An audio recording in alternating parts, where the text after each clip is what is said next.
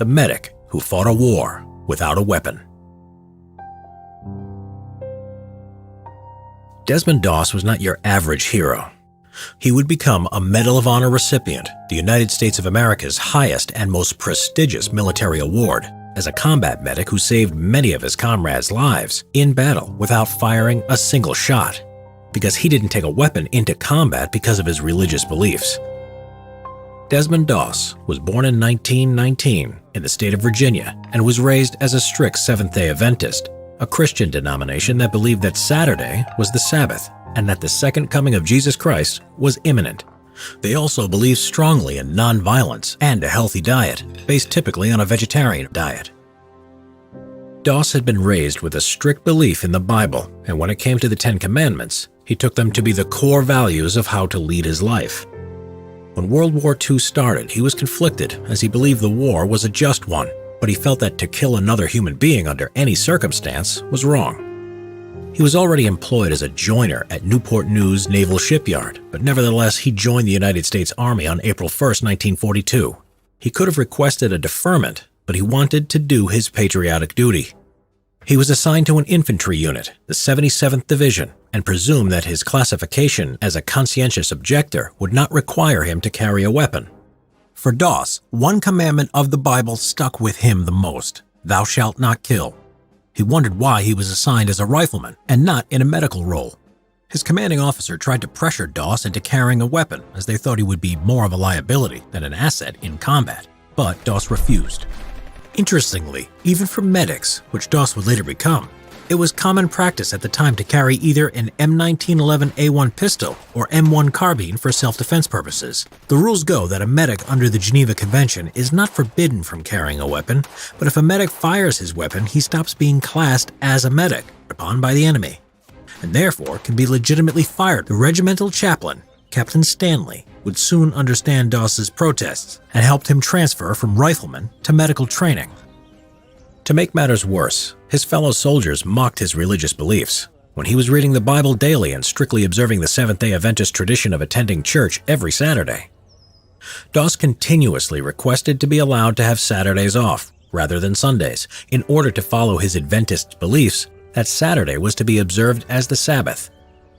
In the end, Captain Stanley took this up with divisional headquarters, and it was decided that Adventist soldiers would have Saturdays off, just as the other men had Sunday off. With his fellow soldiers, this in fact made Doss even more unpopular than ever, as he was seen to have it easy. As he had Saturdays off, none were on base on Sundays to see him pull extra duties to make up for this. One of the squad's other soldiers summed up the company's feeling about him and his Saturdays off, complaining, "You get more passes than the general." As Doss was a strict vegetarian at a time when it was unusual, it meant that the rest of the unit viewed Doss with such distrust and hostility that one man in his unit even warned him ominously, "When we go into combat, Doss, you're not coming back alive. I'm going to shoot you myself." Doss eventually became an Army combat medic, saying, "While others are taking life, I will be saving it." The turning point for Doss and his relationship with his company came with their first 25-mile march with full field pack and rifle, something they were expected to achieve in 8 hours. The other soldiers thought Doss would be having it easy as he would be carrying no rifle or ammo that day, but his 2 canvas medical bags were almost as heavy and much more awkward to carry than any rifle. As the march progressed, the men started to suffer from exhaustion. Numerous blistered feet and dehydration, some even passed out. And all the time there was Doss, always with a helping hand, even to the extent that at the end of the march, he insisted on checking everyone's feet and administering medical aid where it was needed. By the end of that day, he had won the respect of his entire unit for his tireless devotion to his duty. For the first time, he was treated as one of their own. Doss, as the qualified combat medic of the unit, was now responsible for providing first aid and frontline trauma care on the battlefield. He would be assigned to accompany his unit into the war zone and be there with them on the front line at all times. This was soon to happen, for the 77th Division had had their first combat experience on May 11, 1943, and Doss and his comrades were urgently being trained up to replace the combat losses and help expand the division's strength. the 77th Division would end up being in combat officially for no less than 208 days, suffering a total of 9,212 casualties before the war would end. The Battle of Guam. Doss's first taste of combat was at the Battle of Guam, which was a bloody battle fought from July 21st to August 10, 1944, to recapture the U.S. territory of the island of Guam from a determined Japanese garrison of nearly 20,000 troops. Though according to the Geneva Convention, knowingly firing at a medic wearing a clear insignia is a war crime, the Japanese snipers and machine gunners tended to ignore this and saw combat medics as easy and valuable targets to gun down. So medics in the Pacific Theater were often told to avoid wearing medical insignia in case it would make them more, not less, of a target. Doss was under fire nearly every day during the battle and was busy doing his part in saving lives. Guam had shown Doss how cruel war could be. As his unit was pushing forward through the jungle on their first day, a young, fresh-faced recruit spotted a fountain pen laying on the jungle floor and went to pick it up. Before anyone could warn him otherwise, a white phosphorus grenade exploded. The pen had been booby-trapped. The young man who had picked up the pen, his chest now a bloody mess, had blood pouring out of an open wound. Severe burns and sharp metal fragments covered his body, and he was going into shock. By some miracle, Doss managed to stabilize his condition, administering care and helping to evacuate him and 3 other soldiers who had been wounded by flying red-hot shrapnel. This was Doss's first taste of combat casualties. The U.S. casualties during the battle was truly appalling. Of the 59,000 U.S. troops who took part in the invasion, around every 1 in 6 were either killed or wounded. The Battle of Leyte. Next, Doss and his unit was involved in the Battle of Leyte in the Philippines that ran from October 17th to December 26, 1944. A vicious and prolonged battle which started with a huge U.S. coastal bombardment and amphibious landing, followed by heavy fighting the more inland the Americans went. During a Japanese counterattack, a fellow medic, Clarence Glenn, had heard the call for a medic from a machine gunner. He left the cover and went into the open, into no man's land, to get the wounded man, and Glenn was Doss's friend from back home and he couldn't leave him there. So he and a litter bearer, Herb Schechter, went out to find the 2 wounded and dealt with them separately. Doss was attending the machine gunner who had a gash along his face while bullets whizzed overhead. Both of the wounded were alive. They made an improvised litter out of a poncho and tree branches to get the wounded men back to the aid station, but his friend Glenn would die before he made it. From this point on, Doss would not look at the face of the men he was treating in case it was another friend. Sadly, his friend Herb would be shot and killed when he and Doss were carrying a litter as their silhouette exposed them against the sky to the enemy. On top of losing his friends, Doss was constantly hungry because the meat in the K-rations conflicted with his vegetarianism, so he could only eat the tasteless crackers and coconuts he found. On Leyte, the coconuts on the ground gave him diarrhea, so he climbed the trees for fresh ones. At one point, Doss was looking for coconuts. It attracted poorly aimed Japanese machine gun fire. When they were killed by American soldiers, it was later discovered that they had been drunk on sake. One thing that shocked Doss during the most devastating times of the campaign was that the same man who had made threats towards him during training at Fort Jackson now came to him for guidance and to pray for him. The Battle of Okinawa. And lastly, for Doss and the 77th Infantry Division was a battle that was to be the bloodiest battle of the war in the Pacific, as well as its largest amphibious landing. The U.S. objective was to secure the island as a base, as it was just 350 miles south of the Japanese mainland and would be strategically crucial for any future invasion of Japan.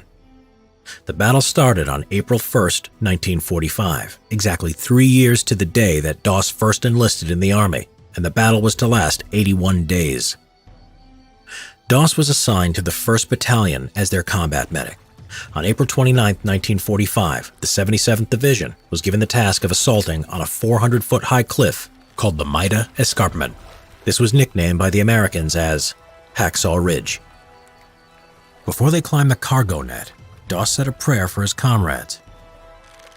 When Doss's unit joined the assault, and as they neared the top of the escarpment, they came under intense Japanese artillery, small arms, and machine gun fire, inflicting severe casualties on the assaulting American troops. The American forces had sent in wave after wave of troops to try to dislodge a fanatical enemy base there who were well entrenched and camouflaged. On May 4th, while his unit was attacking a heavily fortified enemy position at the mouth of a cave, Doss went to the aid of 4 of his injured comrades. The lieutenant who led the attack on the emplacement had intended to throw a grenade when an enemy bullet hit him and delayed it, blowing his hand off and wounding his comrades.